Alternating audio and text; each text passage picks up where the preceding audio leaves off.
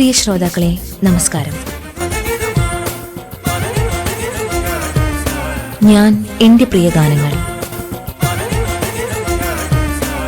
ഇന്ന് ഞാൻ എന്റെ പ്രിയ ഗാനങ്ങളിൽ സംസ്ഥാന ദുരന്ത നിവാരണ സെന്ററിന്റെ മുൻ മേധാവി ഡോക്ടർ KG താര അതിഥിയായി പങ്കെടുക്കുന്ന പരിപാടിയുടെ ആദ്യ ഭാഗം കേൾക്കാം. സ്റ്റുഡിയോയിൽ ഒപ്പം MS ആശ.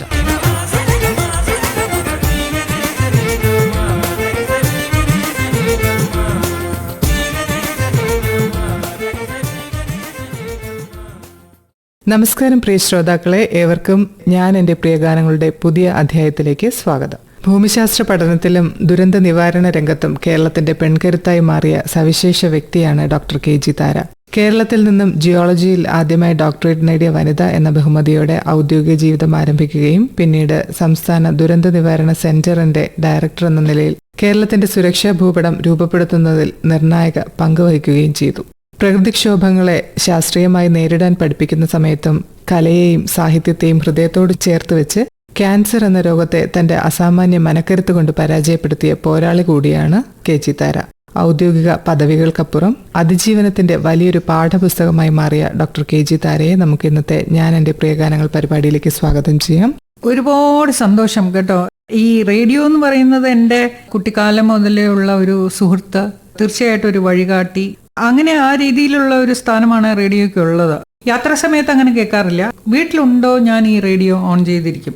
ബാലലോകം എന്ന് പറഞ്ഞ പരിപാടി ഉണ്ടല്ലോ, അതില് സ്കൂളിൽ പഠിക്കുമ്പോൾ 5ാം ക്ലാസ്സില് കോട്ടൺ ഹിൽ സ്കൂളിലാണ് പഠിച്ചിരുന്നത്. അപ്പോൾ എൻ്റെ മേഖല എന്ന് പറയുന്നത് പദ്യപാരായണം. അതൊക്കെ ചൊല്ലി അന്ന് മുതലേ ഉള്ള ഒരു ബന്ധം തീർച്ചയായിട്ടും റേഡിയോയുമായിട്ടുണ്ട്.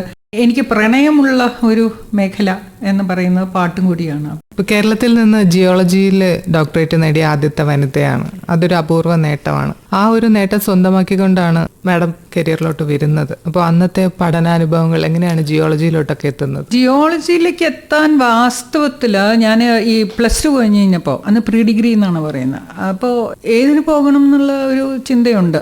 അപ്പോൾ എനിക്ക് ഏറ്റവും പെട്ടെന്ന് ജോലി കിട്ടുന്ന എന്തെങ്കിലും ഒരു വിഷയം അത്രേ ഉണ്ടായിരുന്നുള്ളൂ. ജോലിക്ക് പോകണം എന്ന് തോന്നാനുള്ള കാരണം എന്താന്ന് വെച്ച് കഴിഞ്ഞാൽ അമ്മയും അച്ഛനെയും സഹായിക്കണം, സാമ്പത്തികമായിട്ട് അവർക്ക് ഞാനൊരു സപ്പോർട്ട് ആകണം എന്ന് വിചാരിച്ചിട്ടാണ്. അപ്പോൾ അച്ഛൻ ആദ്യകാല കമ്മ്യൂണിസ്റ്റ് പാർട്ടിയുടെ പ്രവർത്തകനായിരുന്നു. അപ്പോൾ അച്ഛന് അങ്ങനെ വരുമാനമില്ല.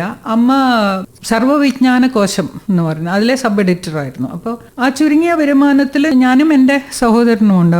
അപ്പോൾ ട്യൂഷനൊന്നും പോയിട്ടില്ല. ഞാൻ പോയാൽ അമ്മയ്ക്ക് ബുദ്ധിമുട്ടാവുമല്ലോ എന്ന് വിചാരിച്ചിട്ട്. അപ്പോൾ എത്രയും പെട്ടെന്നൊരു ജോലി കിട്ടണം എന്നുള്ളൊരു ആഗ്രഹം. അപ്പോൾ എൻ്റെ അടുത്ത് കമ്മ്യൂണിസ്റ്റ് പാർട്ടിയുടെ അന്നത്തെ ജനറൽ സെക്രട്ടറി ആയിരുന്ന NE ബാലറാം, വളരെ വലിയ പണ്ഡിതനായിട്ടുള്ള ഒരാള്. അന്ന് ഞങ്ങൾ ഈ ജിയോളജി എന്നുള്ള വാക്ക് കേട്ടിട്ട് പോലും ഇല്ല. അദ്ദേഹം പറഞ്ഞു, ഇങ്ങനെ ജിയോളജി എന്ന് പറഞ്ഞിട്ടൊരു സബ്ജക്റ്റ് ഉണ്ട്. അപ്പം ഞാൻ അങ്ങനെയുണ്ടോ എന്നൊക്കെ. യൂണിവേഴ്സിറ്റി കോളേജിൽ മാത്രമേ ഉള്ളൂ. അപ്പോൾ അവിടെ പെൺകുട്ടികൾ ഒരു കുട്ടിയറ്റേ നേരത്തെ പഠിച്ചിട്ടുള്ളൂ. ആ കുട്ടി പഠനം നിർത്തിപ്പോയി, മുഴുവനും കംപ്ലീറ്റ് ചെയ്തില്ലായിരുന്നു. എന്ന് വെച്ചാൽ ഇത് സ്ത്രീകൾക്ക് പറ്റിയ ഒരു മേഖലയാണെന്ന് വിചാരമില്ല. ഈ പാറകളുടെ ഒക്കെ ഈ ഹാവർസാക്ക് എന്നൊക്കെ പറയുന്ന ഇതൊക്കെ ഉണ്ടല്ലോ, ഈ പുറകിലൊരു സഞ്ചി അതൊക്കെ തൂക്കി മല കയറണം, പാറ പൊട്ടിച്ചെടുക്കണം, അത് പഠിക്കണം. അപ്പൊ പെൺകുട്ടികൾക്ക് പറ്റിയത് വല്ല സുവോളജിയോ ബോട്ടണി അങ്ങനെയൊക്കെയുള്ള ഒരു ചിന്ത ഉണ്ടായിരുന്നു. അപ്പൊ എനിക്ക് ജോലി വേണം എന്നുള്ള ഇതായിരുന്നു. അങ്ങനെയാണ് ഞാൻ ഈ ജിയോളജി എടുക്കുന്നത്. പക്ഷെ എൻ്റെ ജീവിതത്തിലെ ഏറ്റവും നല്ല തീരുമാനങ്ങളിലൊന്ന് തീർച്ചയായിട്ടും ഈ ജിയോളജി എന്നുള്ള വിഷയം എടുക്കണം എന്നുള്ളത്. അതില് മുഖ്യ കാരണം എന്താന്ന് വെച്ച് കഴിഞ്ഞാൽ അവിടെ ഞങ്ങളെ പഠിപ്പിച്ചിരുന്ന അധ്യാപകരാണ്. പ്രത്യേകിച്ച് പ്രൊഫസർ രാമചന്ദ്രൻ നായർ സാർ, അദ്ദേഹം വരുന്ന HOD, പിന്നെ പ്രൊഫസർ രാമശർമ്മ, വിജ്ഞാനത്തിന്റെ നിറകുടം എന്നൊക്കെ അങ്ങനെ നമ്മൾ ഒരാളെ പറ്റി പറയണമെങ്കിൽ അദ്ദേഹം വീണ വായിക്കും, മൃദംഗം വായിക്കും, എല്ലാ വിഷയത്തിലും അറിവുള്ള ആള്. പ്രൊഫസർ മോഹൻകുമാർ സാർ, അദ്ദേഹത്തിന് ഈ ജിയോളജിക്ക് പുറമെ ക്ഷേത്രകലകൾ, പിന്നെ ക്ഷേത്രങ്ങളുടെ കാര്യം, അതിന്റെ ചരിത്രം, പിന്നെ എല്ലാ ടെക്സ്റ്റ് ബുക്കുകളും ഇദ്ദേഹത്തിന്റെ വകയായിട്ടാണ് അദ്ദേഹം എഴുതുന്നത്. പിന്നെ പോരാത്തിന് മാജിക് പറയാം. ഇങ്ങനെ നമ്മൾ വിചാരിക്കും ഒരു മനുഷ്യന് ഇത്രയൊക്കെ അറിയാൻ പറ്റുമോ എന്നുള്ളത്. യൂണിവേഴ്സിറ്റി കോളേജ് തീർച്ചയായിട്ടും നമുക്ക് അങ്ങനെ ഒരു കംഫർട്ടബിൾ ആയിരുന്ന ഒരു അന്തരീക്ഷം അല്ലായിരുന്നു അവിടെ. പക്ഷെ ഈ ഡിപ്പാർട്ട്മെന്റ് ശരിക്കും ഒരു കുടുംബം പോലെ, നമ്മൾ വീട്ടിൽ നിന്ന് ഇറങ്ങിയാൽ വേറെ വീട്ടിൽ ചെന്ന് കയറുന്ന പോലെ. സമരം വരുമ്പോൾ ആദ്യം 7 മണിക്കൊക്കെ ചിലപ്പോൾ വിളിക്കും. അപ്പോൾ 7 മണിക്ക് ഞങ്ങൾ അവിടെ പോയിരിക്കും. ക്ലാസ് നഷ്ടപ്പെടാതിരിക്കാൻ വേണ്ടിയിട്ടാണ് ഈ 7 മണിക്കൊക്കെ ക്ലാസ്. രാമശർമ്മ സാറ് ഇപ്പോൾ ഇല്ല, മോഹൻകുമാർ സാർ ഇപ്പോൾ ഉണ്ട്. അദ്ദേഹമായിട്ട് ഒരു സൗഹൃദം തന്നെയാണ്, അത് ഇപ്പോഴും നിലനിർത്തുന്നു. അത് നമ്മുടെ ഒരു ഭാഗ്യം, ബ്ലെസ്സിങ്, അനുഗ്രഹം എന്ന് തന്നെയാണ് വിചാരിക്കുന്നത്. അത് കഴിഞ്ഞിട്ട് മാഡം അധ്യാപികയായിട്ട്? അല്ല, ഇത് കഴിഞ്ഞിട്ട് ഞാൻ ഈ കാര്യവട്ടത്താണ്, അവിടെ മാത്രമേ ഉണ്ടായിരുന്നുള്ളൂ. അപ്പോൾ MSc അവിടെ 8 സീറ്റേ ഉള്ളൂ. അപ്പൊ നല്ല മാർക്ക് ഇല്ലെങ്കിൽ അവിടെ കിട്ടില്ല. അപ്പൊ ഞങ്ങൾ ചെല്ലുമ്പോ ഞാനും പിന്നെ ഒരു കുട്ടിയും കൂടിയേ ഉണ്ടായിരുന്നുള്ളൂ. പണ്ടത്തെ സ്പീക്കറായിരുന്ന വർക്കല രാധാകൃഷ്ണൻ സാർ, അദ്ദേഹത്തിന്റെ മകള് ശ്രീലത. ഞങ്ങള് 2 പെൺകുട്ടികൾ അവിടെ അഡ്മിഷന്, രണ്ടുപേർക്കും നല്ല മാർക്ക് ഉണ്ടായിരുന്നു. അപ്പൊ തരാതിരിക്കാനും നിവൃത്തിയില്ല. അന്നത്തെ മേധാവി അദ്ദേഹം പറഞ്ഞു, നിങ്ങൾ എന്തിനാണ് ഇങ്ങനെ വന്നത്, വെറുതെ 2 സീറ്റ് നഷ്ടപ്പെടുത്തുന്നത്, നിങ്ങൾ ഇങ്ങനെ ഈ സഞ്ചിയൊക്കെ തൂക്കി നിങ്ങൾ പാറയൊക്കെ ശേഖരിക്കാൻ മലയുടെ പുറത്തൊക്കെ കയറണം. ആൺകുട്ടികൾക്കാണെങ്കിൽ അവർ വേറെ ഏതെങ്കിലും ജോലിക്കൊക്കെ പോകാൻ സൗകര്യമുണ്ട്.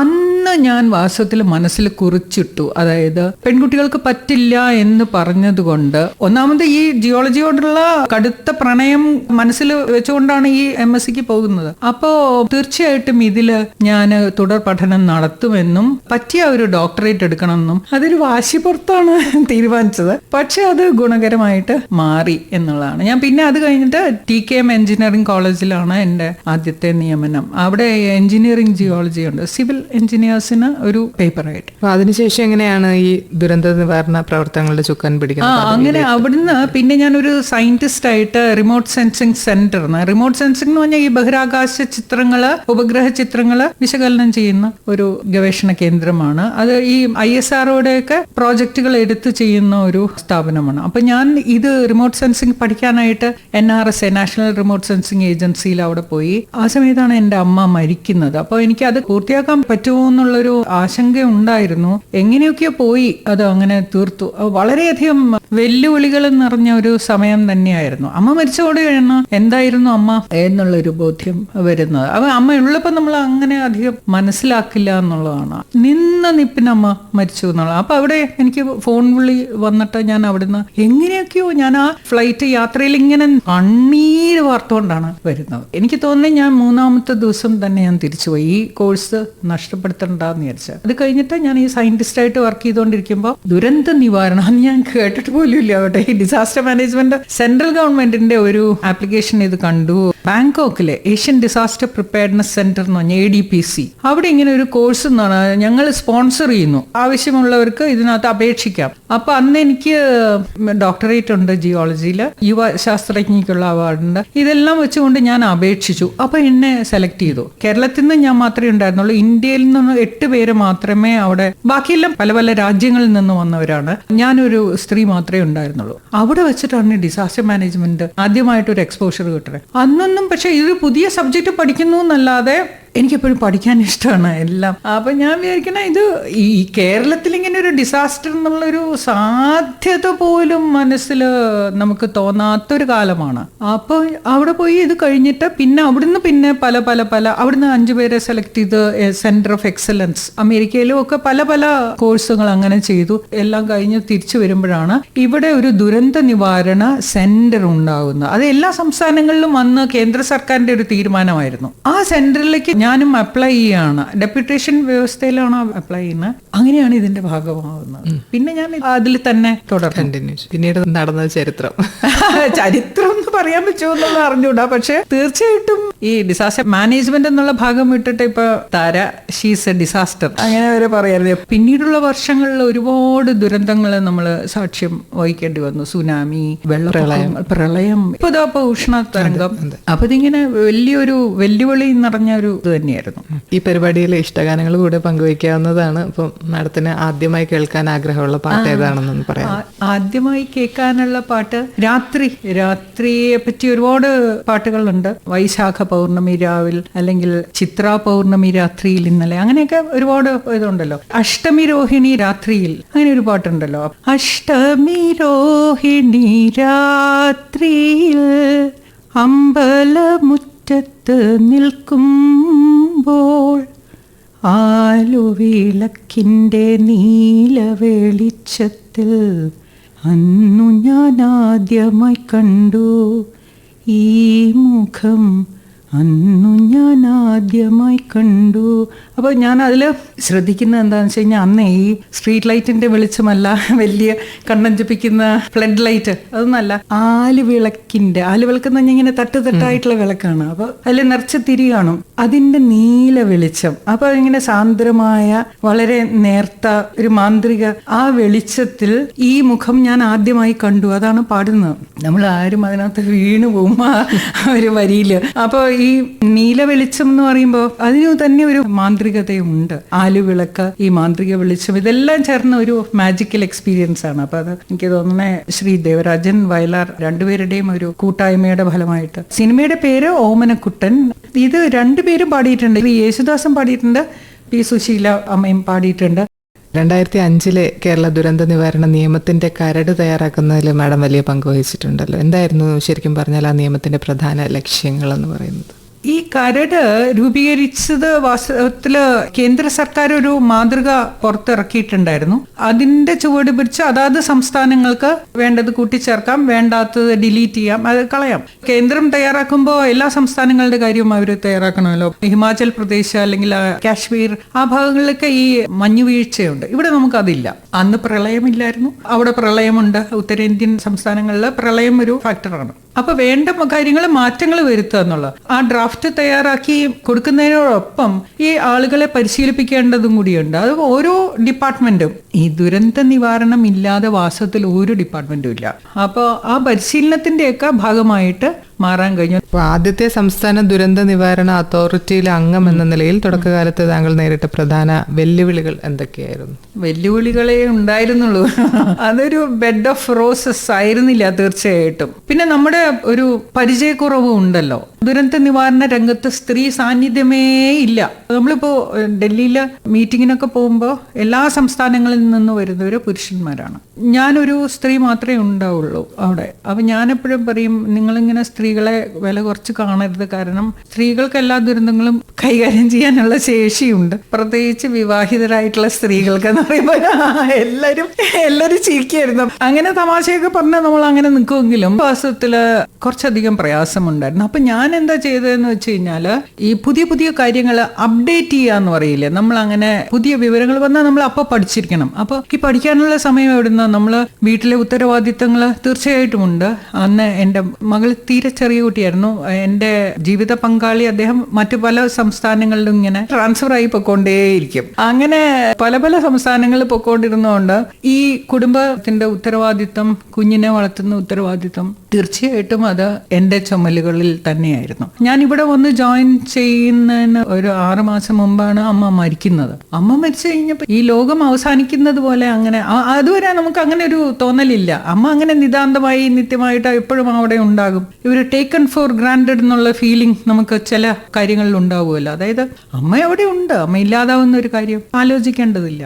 അങ്ങനെ അമ്മ ഒരു ദിവസം നിന്ന നിൽപ്പിൽ അപ്രത്യക്ഷയാവുമ്പോഴാണ് എന്തായിരുന്നു അമ്മ എന്നുള്ള ഒരു ബോധ്യം. അപ്പൊ അന്നാണെങ്കിൽ ഞാനിങ്ങനെ അസിസ്റ്റന്റ് ആയിട്ടുള്ള പരിപാടികളേ ഉള്ളൂ. അമ്മ ഇങ്ങനെ കയ്യാളായിട്ട് സഹായിക്കുക. ആ സഹായിച്ചു കഴിഞ്ഞാൽ അമ്മയ്ക്ക് തലവേദനയാണ്. അപ്പൊ അമ്മ പറയും, നീ ഒന്ന് മാറി നിൽക്കാമോ എന്ന് പലപ്പോഴും ഞാൻ ചോദിക്കാറുണ്ട്. ഈ ഉത്തരവാദിത്തങ്ങൾക്ക് പുറമെ ജോലി സ്ഥലത്ത് ഒരു വിട്ടുവീഴ്ചയും ഇല്ലാതെ എന്താണോ ആ ഞാൻ വഹിച്ചിരുന്ന പദവി അതില് പൂർണ്ണമായിട്ടും ചെയ്യാനുള്ളത് ചെയ്തു തന്നെ തീർത്തു എന്നുള്ളതിൽ എനിക്ക് ഒരു സംശയവും കൂടാതെ പറയാൻ പറ്റും. അവിടെ വന്ന് എൻ്റെ വലിയ വെല്ലുവിളി എന്ന് പറയുന്നത്, റവന്യൂ എന്ന് പറയുന്നത് ഒരു ഈ ഹയറാർക്കി ഒരുപാടുള്ള ഒരു ഡിപ്പാർട്ട്മെന്റ്. ഈ പോലീസുകാരുടെ ഇതുണ്ടല്ലോ, അതേ മുകളിലുള്ള ആള് പറയുന്ന നിർദ്ദേശങ്ങള് അതനുസരിക്കാൻ ബാധ്യസ്ഥരാണ്. അതേ സ്ട്രക്ചർ തന്നെയാണ് ഈ റവന്യൂവില്. അപ്പൊ എനിക്കാണെങ്കിൽ അതങ്ങനെ ഒരു ശീലം കുറച്ച് കുറവാണ്. അപ്പൊ ആ ഇന്റർപേഴ്സണൽ റിലേഷൻഷിപ്പിൽ തീർച്ചയായിട്ടും പ്രശ്നങ്ങൾ ഉണ്ടായിരുന്നു. എനിക്ക് തോന്നുന്നു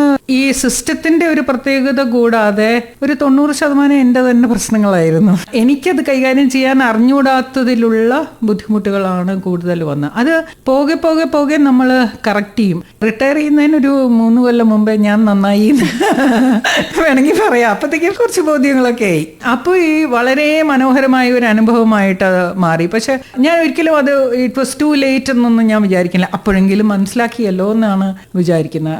ആ രീതിയിൽ ഒരുപാട് വെല്ലുവിളികൾ തീർച്ചയായിട്ടും എനിക്ക് ഉണ്ടായിരുന്നു. യാത്രകൾ ഒരുപാട് പോകണമല്ലോ. നമ്മൾ പോകുമ്പോൾ അതൊക്കെ കിട്ടി വരുമ്പോൾ ഒരു കാലമാകും. അപ്പൊ എൻ്റെ ഈ വരുമാനത്തിൽ ഈ അതുകൊണ്ട് ഇത് നമ്മൾ കൈകാര്യം ചെയ്യാന്ന് പറയുന്നതൊക്കെ വലിയ ബുദ്ധിമുട്ടുകൾ തന്നെയായിരുന്നു. പിന്നെ കുട്ടിയെ നോക്കുന്ന കാര്യം, വീട്ടിലെ ഉത്തരവാദിത്തങ്ങൾ പങ്കുവയ്ക്കാൻ, വേറെ ആളുടെ ചുമലിലേക്ക് അത് വയ്ക്കാൻ ഒരു സംവിധാനം ഇല്ലായ്മ, അതൊക്കെ തീർച്ചയായിട്ടും പ്രശ്നങ്ങൾ തന്നെയായിരുന്നു. അതൊക്കെ തരണം ചെയ്തു എന്നുള്ളതാണ്. അതിൽ ഞാൻ ഒരുപാട് നന്ദി എനിക്കുണ്ട്. കാരണം ഒരു തരത്തിൽ എനിക്കത് നന്നായി എന്ന് ഞാൻ വിചാരിക്കും. കാരണം it has made me stronger. കുറച്ച് കൂടുതൽ അതെന്നെ ശക്തിയാക്കി എന്ന് വേണമെങ്കിൽ പറയാം. ഇപ്പൊ ഒരുപാട് ദുരന്തങ്ങൾ നേരിട്ട് കണ്ട വ്യക്തി എന്ന നിലയിൽ ദുരന്തങ്ങൾ എങ്ങനെയാണ് KG താര എന്നുള്ള ഇൻഡിവിജ്വലിനെ രൂപപ്പെടുത്തിയത് അല്ലെങ്കിൽ സ്വാധീനിച്ചത്? അവിടെ ഞാൻ മനസ്സിലാക്കുന്ന ഒരു കാര്യം എന്താണെന്ന് വെച്ച് കഴിഞ്ഞാൽ, പ്രളയം ഒരിക്കലും നിങ്ങളുടെ ജാതിയോ മതമോ ചോദിക്കുന്നില്ല, പേമാരിയും ചോദിക്കുന്നില്ല. ഭൂകമ്പം വരുമ്പോഴും അത് നിങ്ങളുടെ ജാതിയോ മതമോ നിറമോ ചോദിക്കുന്നില്ല. മനുഷ്യരും മൃഗങ്ങളും പക്ഷികളും എല്ലാവരും ഇതിനകത്ത് ഒരുപോലെ നിസ്സഹായരായി പെട്ടുപോകുന്ന ആളുകളുണ്ട്. അപ്പോൾ അവിടെ നമ്മൾ ഈ ഇത്തരം ചിന്തകൾ വാസ്തവത്തിൽ എനിക്ക് ഈ ജാതിയും ഇല്ല മതവും ഇല്ല. അപ്പോൾ മനുഷ്യൻ എന്നുള്ള പിന്നെ എല്ലാ ജീവികളും ഒരുപോലെയാണെന്നുള്ള ഒരു സങ്കല്പമാണ്. നമ്മളെന്തോ കൂടിയ ആളുകളാണ്, അങ്ങനെയില്ല ചിന്ത. കേരളം അതിന് നല്ലൊരു മാതൃകയാണ് കേട്ടോ. എനിക്ക് പറയാതിരിക്കാൻ വയ്യ. അത് മറ്റുള്ള സംസ്ഥാനങ്ങളെ അപേക്ഷിച്ച് കേരളീയർ ഈ ദുരന്ത സമയത്തും ഇങ്ങനെയുള്ള അത്യാഹിതങ്ങൾ സംഭവിക്കുമ്പോൾ ഈ നാടിനെ പറ്റി നമ്മൾ ഭയങ്കര അഭിമാന പുളകിതരാകണം. അന്തരംഗം അങ്ങനെയുണ്ടല്ലോ കവിത. കേരളം എന്ന പേര് കേട്ടാലോ എന്ന് അത് തിളയ്ക്കണം ചോര നമുക്ക് ഞരമ്പുകളിൽ നിന്നല്ല, നമ്മൾ അഭിമാന പുളകിതരാകും ശരിക്കും കേട്ടോ. അതിനുള്ള അവസരങ്ങൾ കിട്ടുമ്പോഴാണ് ഓരോ ആളുകളെ എത്ര നല്ല മാലാഖമാരാണെന്ന് നമ്മൾ മനസ്സിലാക്കുന്നത്. ഇപ്പോഴും നമ്മുടെ ഡിസാസ്റ്റർ മാനേജ്മെന്റ് ആക്ടിൽ നമുക്കൊരു വലിയ, നേരത്തെ ചോദിച്ചല്ലോ, അതിൽ ഒരു വലിയ പോരായ്മയുള്ളത് നമ്മളിപ്പോഴും ഈ ദുരന്തം എന്ന് പറയുന്നത് ഒരുപാട് ആളുകൾ മരിക്കുകയും കഷ്ടനഷ്ടങ്ങൾ വരികയും ഈ ഒരുപാട് എന്നുള്ളത് എത്രയാണെന്നുള്ളത് ഡിഫൈൻ ചെയ്തിട്ടില്ല. പുറത്തുള്ള രാജ്യങ്ങളിൽ 10 പേരിൽ കൂടുതൽ മരിച്ചാൽ അതൊരു ദുരന്തമായിട്ട് അവർ ആരും പറയണ്ട, ഡിക്ലെയർ ചെയ്യണ്ട, സവിശേഷ ദുരന്തമായി നമ്മൾ പ്രഖ്യാപിക്കുകയൊന്നും വേണ്ട. ഇവിടെ നമ്മൾ ആ നമ്പർ പറയാത്തതുകൊണ്ട് എന്ത് പറ്റുന്നു, എത്ര പേര് വേണമെങ്കിലും മരിക്കാം. 30 ആണോ 40 ആണോ, നമുക്കിവിടെ ജനസംഖ്യ കൂടുതലുള്ളത് കൊണ്ടായിരിക്കാം ഒരു പക്ഷെ എത്ര പേര് മരിച്ചാലും അത് നമ്മൾ അങ്ങനെ അങ്ങോട്ടൊരു വലിയ കാര്യമായിട്ട് അതിന് വലിയൊരു ഭീകര ഒരു സംഭവമായിട്ട് പലപ്പോഴും നമ്മൾ തോന്നാത്തത്. അപ്പൊ അതിലൊക്കെ കറക്ഷൻ വേണം. പിന്നെ ഇത് വരാതിരിക്കാനുള്ള കാര്യത്തിൽ, അതായത് അതിനെ ലഘൂകരിക്കുന്ന കാര്യത്തിൽ, വരുന്നതിന് മുമ്പ് നമുക്ക് ലഘൂകരിക്കാലോ. ഇപ്പൊ തീപിടുത്തം ഉണ്ടായി, അതിനെ വരാതിരിക്കാനുള്ള മാർഗങ്ങൾ നമുക്ക് നോക്കാം. അതിനാണ് ലഘൂകരണം എന്ന് പറയുന്നത്. അപ്പൊ അത്തരം കാര്യങ്ങൾ നമ്മൾ ഇപ്പോഴും പിന്നോട്ടാണ്. മുൻകരുതലുകൾ കുറച്ചുകൂടെ ഇല്ല, നല്ലോണം ശ്രദ്ധിക്കാനുണ്ട് മുൻകരുതലുകൾ. പിന്നെ ഈ ലഘൂകരണ പ്രക്രിയയില്ല. ഓക്കെ, നമുക്ക് അടുത്ത പാട്ടിലോട്ട് പോയാലോ? ഞാൻ നേരത്തെ പറഞ്ഞ അഷ്ടമി രോഹിണി രാത്രിയിൽ എന്ന് പറയുന്ന ആ പാട്ടിന്റെ കൂടെ തന്നെ ഈ ചിത്രാ പൗർണമി രാത്രിയിൽ ഇന്നലെ ലജ്ജാവതിയായി വന്നവളെ, ആ ചിത്ര പൗർണമി രാത്രി, ഞാൻ അത് വെറുതെ ഇങ്ങനെ നോക്കി വന്നു കഴിഞ്ഞപ്പോഴാണ് ഈ ചിത്തിര പൗർണമി എന്ന് പറഞ്ഞിട്ടൊരു ദിവസം, എൻ്റെ അറിവ് ശരിയാണോന്ന് എനിക്കറിഞ്ഞൂടാ. ഈ ചിത്രഗുപ്തൻ ഇല്ലേ, ചിത്രഗുപ്തൻ എന്ന് പറയുന്ന യമന്റെ അക്കൗണ്ടന്റ് ആണ്. അതായത് നമ്മൾ ചെയ്യുന്ന നല്ല പ്രവൃത്തികൾ ചീത്ത പ്രവൃത്തികളൊക്കെ ഇങ്ങനെ ബുക്ക് എടുത്ത് എഴുതി വെക്കുകയാണെന്നാണ് സങ്കല്പം. ചിത്തിര പൗർണമി ദിവസം ഈ പൂജാമുറിയിൽ ചിലര്, അതെനിക്ക് അറിഞ്ഞൂടായിരുന്നു, ഞാൻ ഇപ്പോഴാണ് അത് മനസ്സിലാക്കുന്നത്. കടലാസ പേന അവിടെ കൊണ്ടുവയ്ക്കും, അതൊരു സങ്കല്പം. ആ ദിവസം മുതൽ ഇനി അങ്ങോട്ടുള്ള ദിവസങ്ങളിൽ ഒരു തെറ്റും ചെയ്യില്ല എന്നുള്ള നമ്മൾ ഈ പുതുവർഷത്തിൽ ഒരു തീരുമാനം എടുക്കുമല്ലോ, എന്നിട്ട് അടുത്ത പുതുവർഷത്തിൽ വീണ്ടും അത് പുതുക്കും. അങ്ങനെ അതിന്റെ ലിസ്റ്റ് ഇങ്ങനെ നീണ്ടു പോകും. അതുമാതിരി ഈ ചിത്ര പൗർണമി ദിവസം ഇങ്ങനെ ചില ആചാരങ്ങളുണ്ട്. അങ്ങനെ പറഞ്ഞു കഴിഞ്ഞപ്പോഴാണ് ഈ നേരത്തെ പറഞ്ഞ ആലുവിളക്കിന്റെ നീല വെളിച്ചം, ഈ നീല എന്നുള്ള നിറം, അതിപ്പോ ഈ ദുരന്തത്തിന്റെ കാഴ്ചപ്പാടിൽ നോക്കുകയാണെങ്കിൽ ഈ മൊബൈൽ ഫോണില്ലേ, ഏറ്റവും കൂടുതൽ മൊബൈൽ ഫോൺ ഉപയോഗിക്കുന്ന രാജ്യം ഇന്ത്യക്കാരാണ്. അപ്പൊ അതിന്റെ ഈ ബ്ലൂ ലൈറ്റ് ഉണ്ടല്ലോ, അത് ഭയങ്കര പ്രശ്നങ്ങളാണ് ഉണ്ടാക്കുന്നത്. അപ്പം മെലറ്റോണിൻ എന്ന് പറയുന്ന നമ്മൾ ഉറങ്ങാൻ സ്ലീപ്പ് ഹോർമോൺ, അത് ഉണ്ടാക്കുന്ന തലച്ചോറിലെ പീനിയൽ ഗ്ലാൻഡ്, അതൊരു ഗ്രന്ഥിയാണ്. അതിന് വർക്ക് ചെയ്യാൻ പറ്റില്ല ഈ ലൈറ്റ്. എന്നാൽ നമ്മുടെ കുട്ടികളും നമ്മുടെ മുതിർന്നവരും എല്ലാവരും ഇപ്പോൾ ഇതിനകത്ത് തന്നെയാണ് ഇരിക്കുന്നത്. പക്ഷേ ഈ നീല വെളിച്ചം കവിതയിൽ വരുമ്പോൾ, പാട്ടിൽ വരുമ്പോൾ അതിമനോഹരമായ ഒരു അന്തരീക്ഷമാണ് അത് ഉണ്ടാക്കുന്നത്. ശ്രീ ബ്രഹ്മാനന്ദൻ CID നസീർ എന്നുള്ള സിനിമയിൽ 1971 MK അർജുനൻ അദ്ദേഹം സംഗീതം നൽകി, ശ്രീകുമാരൻ തമ്പി എഴുതിയ വരികൾ, അതിൽ നീല നിശീധിനി, ഈ ശാസ്ത്രീയ മാത്രം കവിതയിൽ അങ്ങനെ തന്നെ കൊണ്ടുവരികയാണെങ്കിൽ നമുക്കത് കേൾക്കാനൊരു സുഖമുണ്ടാവില്ല. ഈ പണ്ട് നമ്മൾ വിചാരിച്ചിരുന്ന ആകാശത്തിൻ്റെ പ്രതിബിംബം, റിഫ്ലക്ഷനാണ് ഈ കടലിലെ നീല നിറം എന്നുള്ളത്. പിന്നെയാണ് നമ്മൾ റേലി ഇഫക്റ്റ്, സ്കാറ്ററിങ് ഓഫ് ലൈറ്റ്, തരംഗ ദൈർഘ്യം കുറഞ്ഞ നീല വെളിച്ചം ചിതറിപ്പോകുന്നത് കൊണ്ടാണ് നമുക്ക് ഈ ആകാശം നീല നിറമായിട്ട് കാണുന്നതും ഈ സമുദ്രങ്ങൾ നീല നിറമാവുന്നത്. അപ്പോൾ അതിൽ ഈ നീല നിശീധിനി നിൻമടി മേടയിൽ നിദ്രാവിഹീനനായി നിന്നു. ആകാശം നീല നിറമുള്ള കുറച്ച് ഇരുണ്ട ഛായയുള്ള ഇതിൽ ഈ ചന്ദ്രൻ വരാൻ വേണ്ടി ആകാശം ഇങ്ങനെ കാത്തു നിൽക്കുന്നത് പോലെ ഭൂമി ഉറങ്ങിക്കഴിഞ്ഞു, ആകാശം മാത്രമാണ് കാത്തു നിൽക്കുന്നത്. ഇവിടെയും ഈ പാടുന്ന ആള് കാമുകൻ നിദ്രാവിഹീനനായി ഉറങ്ങാതെ കാത്തു നിൽക്കുകയാണ്. അപ്പോൾ ആ പാട്ട് കേൾക്കാം. 2004 സുനാമി കേരളത്തെ ഞെട്ടിച്ച ഒന്നായിരുന്നു. അന്ന് ദുരിതബാധിതരുടെ പുനരധിവാസത്തിനായി നടത്തിയ പ്രവർത്തനങ്ങളെക്കുറിച്ച് ഓർത്തെടുക്കാം. ശരിക്കും ദുരന്ത നിവാരണത്തിൽ എപ്പോഴും രക്ഷാപ്രവർത്തനം നടത്തുന്ന ഏറ്റവും മുൻപന്തിയിൽ നിൽക്കുന്ന റവന്യൂ ആൻഡ് ഡിസാസ്റ്റർ മാനേജ്മെന്റ് ഡിപ്പാർട്ട്മെന്റാണ് ഇതൊക്കെ ചെയ്യുന്നതെങ്കിലും ഇത് ഫീൽഡിൽ ഇത് നടത്തണ്ടേ? നാട്ടുകാരുണ്ട്, തീർച്ചയായിട്ടും നാട്ടുകാരുടെ പ്രവർത്തനമുണ്ട്, തദ്ദേശവാസികൾ. പക്ഷെ ഫയർ ആൻഡ് റെസ്ക്യൂ സർവീസിലെ ജീവനക്കാർ അവർ ജീവനും പണയപ്പെടുത്തിക്കൊണ്ടാണ് ഓരോ ദിവസവും. നമ്മുടെ കാര്യം എടുത്തു കഴിഞ്ഞാൽ ഇപ്പോൾ ആകാശവാണിയിലാവട്ടെ അല്ലെങ്കിൽ ദൂരദർശനിലാവട്ടെ വേറെ ഏത് ഡിപ്പാർട്ട്മെൻ്റ് ആണെങ്കിലും ദിവസേന വെല്ലുവിളികൾ, അതായത് ജീവൻ മരണ പോരാട്ടം എന്ന് പറയുന്ന ഒരു സംഭവം അങ്ങനെ ഡിപ്പാർട്ട്മെന്റുകളിൽ ഇല്ല. ഇവരെല്ലാ ദിവസവും ഈ മരണസമാനമായ സ്ഥിതിവിശേഷത്തിൽ കൂടി കടന്നു പോകുന്നവരാണ്. വേണ്ട സംവിധാനങ്ങൾ ഉണ്ടോ എന്ന് ചോദിച്ചാൽ ഇല്ല എന്ന് തന്നെ പറയേണ്ടി വരും. കാരണം നമുക്ക് സർക്കാർ സർവീസിൽ ഇരിക്കുന്ന ആളുകൾക്കുള്ള ഇൻഷുറൻസേ അവർക്കുമുള്ളൂ, എന്നാൽ അവർക്ക് ഡബിൾ ഇൻഷുറൻസ് കൊടുക്കേണ്ടതാണ്. അപ്പോൾ ഇതൊക്കെ ആരാണ് പോളിസി തലത്തിൽ കൊണ്ടുവരേണ്ടതെന്ന് ചോദിച്ചാൽ തീർച്ചയായിട്ടും ഉദ്യോഗസ്ഥ തലത്തിലല്ല. ഇപ്പം ഞാൻ അവിടെ ഒരുപാട് കാലം പ്രവർത്തിച്ചു, പക്ഷെ പോളിസി ലെവലിൽ ഇത്തരം മാറ്റങ്ങൾ കൊണ്ടുവരാൻ സാധിച്ചോ എന്ന് ചോദിച്ചാൽ ഇല്ല എന്ന് തന്നെ പറയണം. അത് എൻ്റെ കയ്യിലായിരുന്നില്ല, ഞാൻ അതിനുവേണ്ടി ശ്രമിക്കാഞ്ഞിട്ടല്ല, പക്ഷെ നമ്മുടെ കയ്യിലല്ലാതെ. അപ്പോൾ ഇനിയും അത് ചെയ്യാവുന്നതേ ഉള്ളൂ. വാസ്തവത്തിൽ ഡബിൾ ഇൻഷുറൻസ് അവർക്ക് കൊടുക്കണം. അതുപോലെ രോഗങ്ങൾ, പരിക്കുകളൊക്കെ പറ്റിയാൽ ഇപ്പോൾ ചികിത്സാ സംവിധാനമുണ്ട്, പക്ഷെ അത് പര്യാപ്തമല്ല.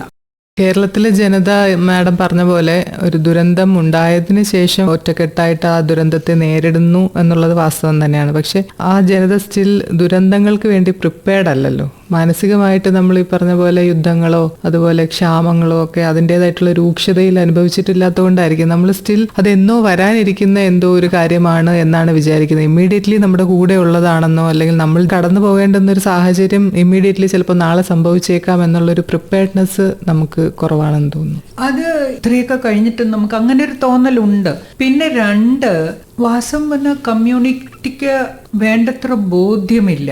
അവനവൻ താമസിക്കുന്ന സ്ഥലത്ത് ഏതെല്ലാം ദുരന്തങ്ങൾ വരാൻ സാധ്യതയുണ്ടെന്നുള്ള ശരിയായിട്ടുള്ള ബോധ്യമുണ്ട്. അവയർനെസ് എന്ന് പറയുമല്ലോ, അത് ഉണ്ടോ എന്ന് ചോദിച്ചാൽ ഇപ്പോഴും ആയിട്ടില്ല. ഞാനൊരു കാര്യം തിരിച്ചു ചോദിക്കട്ടെ. ഇപ്പോൾ ഈ ദുരന്ത നിവാരണ അതോറിറ്റി ഞങ്ങളൊക്കെ ഇരിക്കുന്ന സമയം മുതലേ എത്രയോ കാലം മുമ്പേ പറയുകയാണ് ഒരു എമർജൻസി കിറ്റ് തയ്യാറാക്കി വെക്കണം. താങ്കളുടെ വീട്ടിലുണ്ടോ? ഉണ്ടോ? ഈ കേട്ടുകൊണ്ടിരിക്കുന്ന ആളുകളുടെ എത്ര പേരുടെ വീട്ടില് ഇതിപ്പോ എമർജൻസി കിറ്റ് വാങ്ങാൻ പറ്റാത്ത ഒരാളുടെ കാര്യം ഞാൻ പറയുന്നില്ല. അതായത് സാമ്പത്തികമായി ബുദ്ധിമുട്ടുള്ള ഒരാൾക്ക് ഒരു പക്ഷേ ഇത് തയ്യാറാക്കി വെക്കാൻ പ്രയാസങ്ങൾ അവിടെയും വേറൊന്നും പറയുന്നില്ല. നമ്മൾ ഒരു കുപ്പി വെള്ളം, കുറച്ച് ബിസ്ക്കറ്റോ എന്തെങ്കിലും ചീത്തയാവാത്ത ഭക്ഷണം, പിന്നെ ഒരു കയറോ എന്തെങ്കിലും ഉണ്ടെങ്കിൽ അത് ഒരു റേഡിയോ. അപ്പൊ റേഡിയോ വാങ്ങാൻ പൈസ ഇല്ലാത്ത ബുദ്ധിമുട്ടി ജീവിക്കുന്ന ഒരു കുടുംബം പോട്ടെ, അവരുടെ കാര്യം ഈ റേഡിയോ ഒഴിച്ച് ബാക്കിയുള്ള കാര്യങ്ങൾ എടുത്തു വയ്ക്കാമല്ലോ. അപ്പൊ നമ്മൾ ആരെയാണ് കുറ്റപ്പെടുത്താൻ പറ്റുക? നമ്മളെ തന്നെ പറയേണ്ടി വരും. അപ്പം നമ്മൾ ആ തരത്തിലുള്ള ഒരു മാനസികാവസ്ഥ ഉണ്ടായിട്ടില്ല. ഇതിനിപ്പോൾ സ്ഥിരമായിട്ട് ദുരന്തങ്ങൾ ഇപ്പോൾ തുടങ്ങിയിരിക്കുന്നു. അപ്പോൾ ഇനിയെങ്കിലും നമ്മൾ ഇത്തരം കാര്യങ്ങളിലേക്ക് ഒരു എമർജൻസി കിറ്റ് തയ്യാറാക്കി എന്തായാലും വെക്കാം. നമുക്ക് ഒരു വിസിൽ അതിൻ്റെ കൂടെ ഒരു ഇതും കൂടി വേണമെന്നാണ്. നമ്മൾ നിലവിളിച്ച് ഇങ്ങനെ ഇരിക്കാൻ പറ്റില്ലല്ലോ. അപ്പോൾ കാലാവസ്ഥാ വ്യതിയാനവും ലിംഗനീതിയും തമ്മിൽ എങ്ങനെയാണ് ബന്ധപ്പെട്ടിരിക്കുന്നതെന്ന് പറയാമോ? ദുരന്തങ്ങൾ സ്ത്രീകളെ കൂടുതലായി ബാധിക്കാറുണ്ടല്ലോ. ഏറ്റവും കൂടുതൽ സ്ത്രീകളെയാണ് ബാധിക്കുന്നത്. നമ്മൾ വിചാരിക്കും ഈ ലിംഗവ്യത്യാസമൊന്നും ഇല്ല എന്നുള്ള. ജാതിയില്ല, മതമില്ല, അതൊക്കെ ശരിയാണ്. പക്ഷെ ലിംഗവ്യത്യാസം ഉണ്ട്.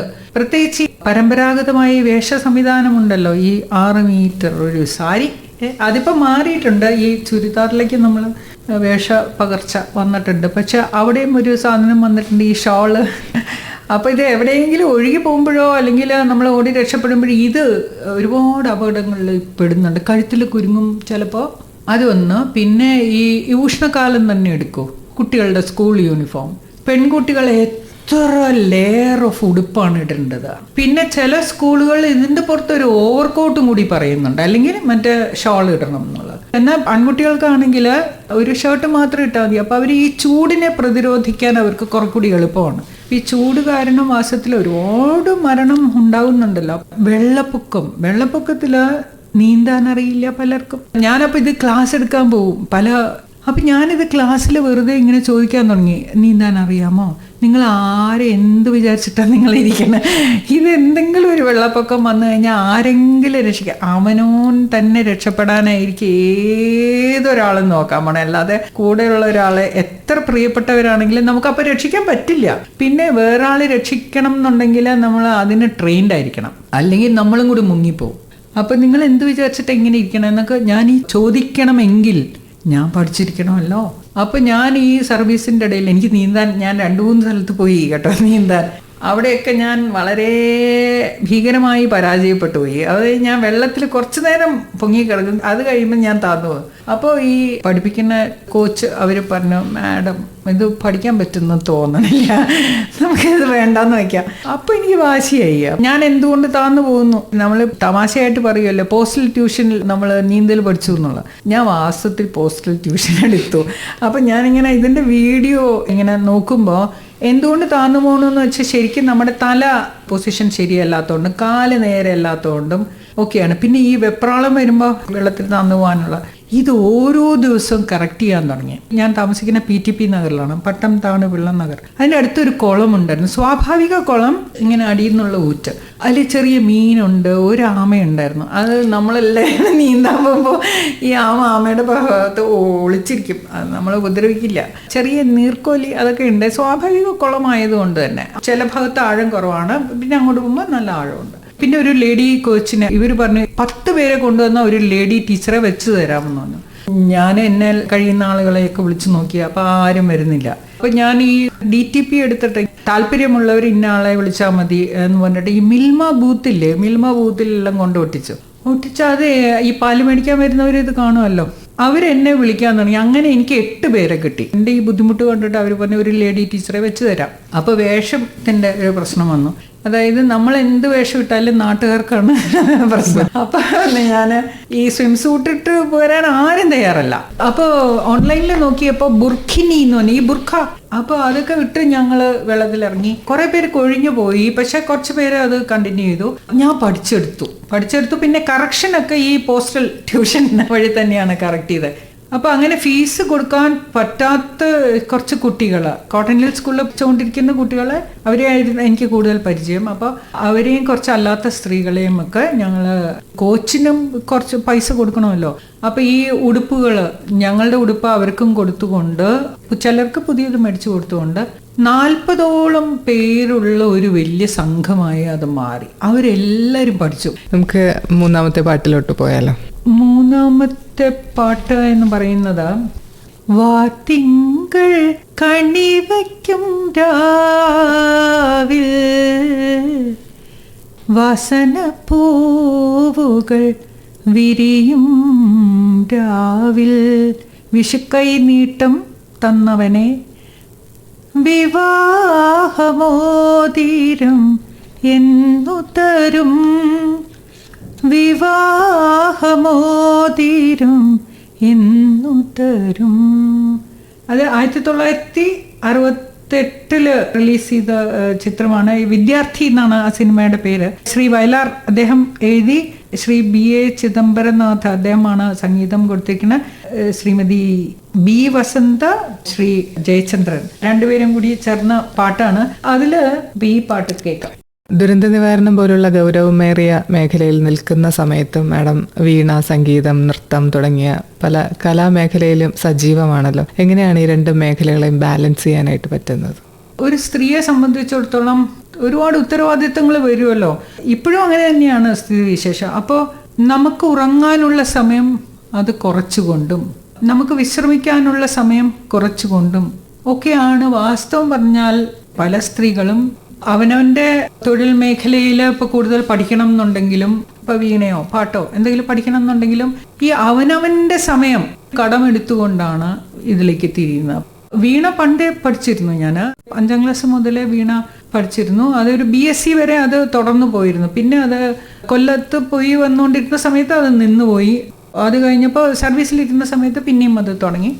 നമ്മുടെ മേലധികാരികളുമായിട്ട് നമുക്ക് ചിലപ്പോൾ സ്വരച്ചർച്ചയില്ലാണ്ടേ വരും, അങ്ങനെയൊക്കെ വരുമല്ലോ. അപ്പോൾ ഞാൻ ഒരു ഘട്ടത്തിലേക്ക് ഒരു നിവൃത്തിയില്ലാതായി. അപ്പോൾ ഞാൻ എന്ത് ചെയ്തു എന്ന് വെച്ച് കഴിഞ്ഞാൽ ഏറ്റവും സുഖമുള്ള ശബ്ദം ഫ്ലൂട്ട്. അപ്പം ഞാൻ വെച്ചു ഫ്ലൂട്ട് പഠിക്കാം. ചാലക്കുടി ഗണപതി അയ്യർ സാർ എന്ന് പറഞ്ഞാൽ തൈക്കാട് ഒരു മാഷുണ്ടായിരുന്നു.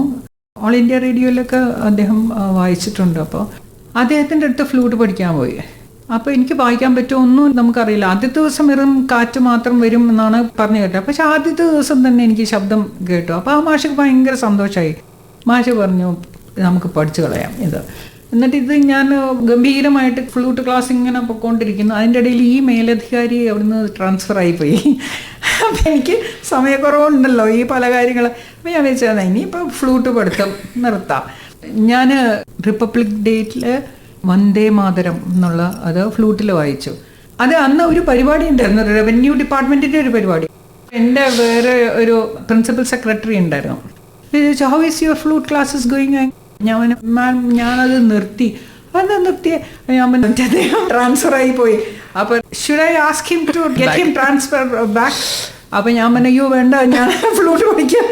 അങ്ങനെ കുറച്ചു കാലം കൂടി ഞാനത് പഠിച്ചു. പിന്നെ അത് നിന്നുപോയി. ഇപ്പോൾ വീണ്ടും എല്ലാം തുടങ്ങിയിട്ടുണ്ട്. പാട്ട് തുടങ്ങി, വീണ തുടങ്ങി, ഫ്ലൂട്ട് തുടങ്ങിയിട്ടില്ല, തുടങ്ങും.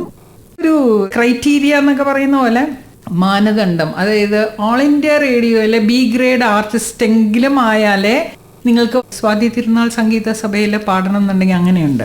അപ്പം ഞാൻ വിചാരിച്ചു ഒരു ഫ്ലൂട്ട് എന്തെങ്കിലും ഞാൻ പഠിച്ചത് നന്നായിട്ടൊക്കെ വായിച്ച് തുടങ്ങുന്ന സമയത്ത് നോക്കട്ടെ പറ്റുമോ എന്നുള്ളത്. നമ്മുടെ ഓഡിഷനിൽ മാഡം പങ്കെടുത്ത് ബി ഹൈ ഒക്കെ ആയിട്ട് ഇവിടെ തന്നെ വായിക്കാൻ വരണം.